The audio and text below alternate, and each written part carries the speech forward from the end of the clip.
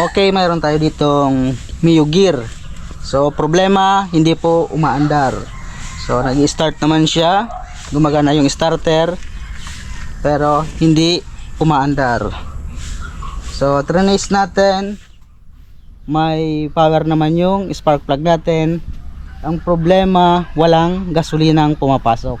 So chinek ko at nakita ko na ito yung problema. Etong fuel pump nya. Ayan o.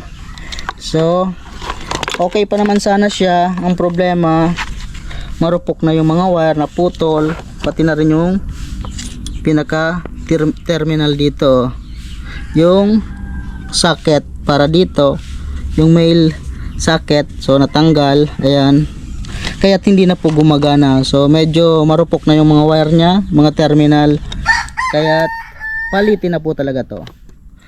Marumi na rin yung kanyang filter. So ayan na.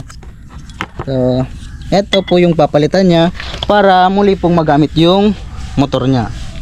So tiningnan niya sa online, ang presyo po nito ay mahigit 1,000.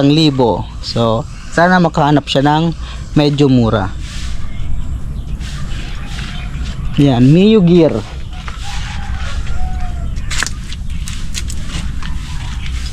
Okay, eto, ginawa natin ng remedyo. Hininang na lang po natin yung mga terminals. Dahil nga naghanap siya nito at mas mahal pala to sa Yamaha. Dahil nagkakahalaga lang naman ito ng 5,000 pesos. Kaya't eto na lang po yung ginawa natin. Ginawa natin ng remedyo para magamit ulit at hindi na niya kailangang bumili.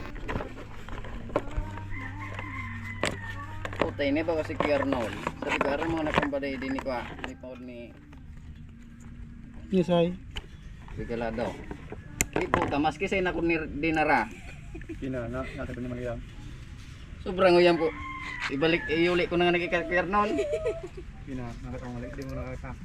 Okay, testingin muna natin yung fuel pump natin.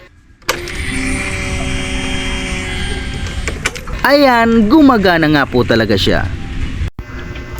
Ayan, okay na po siya. After natin maibalik, ayan, back to normal na po yung kanyang motorsiklo. Natin na baga.